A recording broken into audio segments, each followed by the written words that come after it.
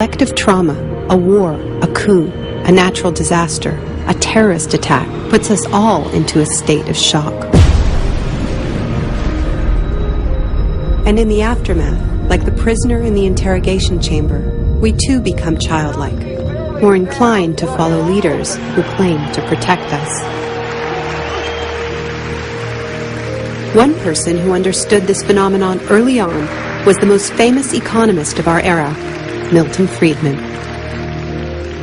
Friedman believed in a radical vision of society in which profit and the market drive every aspect of life, from schools to healthcare, even the army.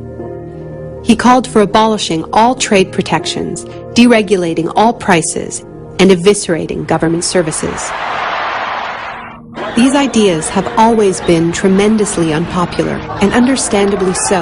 They cause waves of unemployment, send prices soaring, and make life more precarious for millions. Unable to advance their agenda democratically, Friedman and his disciples were drawn to the power of shock.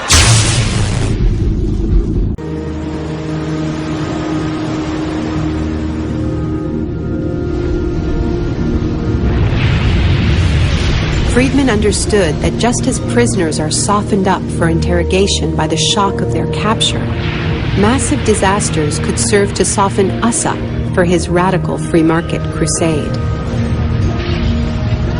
He advised politicians that immediately after a crisis, they should push through all the painful policies at once before people could regain their footing. He called this method economic shock treatment. I call it the shock doctrine. Take a second look at the iconic events of our era, and behind many, you will find its logic at work. This is the secret history of the free market. It wasn't born in freedom and democracy. It was born in shock.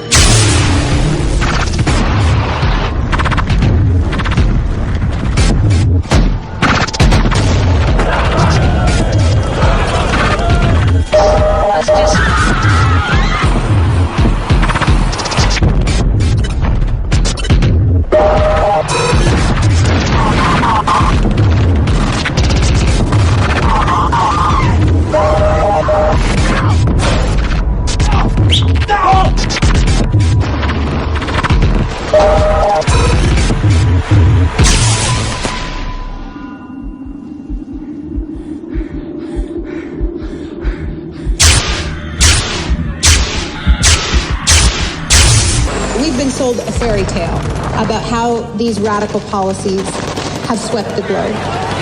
They haven't swept the globe on the backs of freedom and democracy, but they have needed shocks, they have needed crises, they have needed states of emergencies. And this is exactly what I mean by the shock doctrine.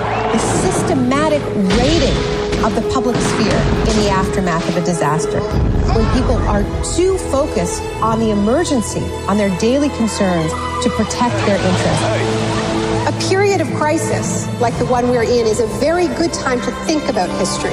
The shock doctrine as a strategy relies on us not knowing about it for it to work. And what I find most hopeful about the current economic crisis is that this tactic is getting tired, because that element of surprise is no longer there. We're on to them, and it's not working.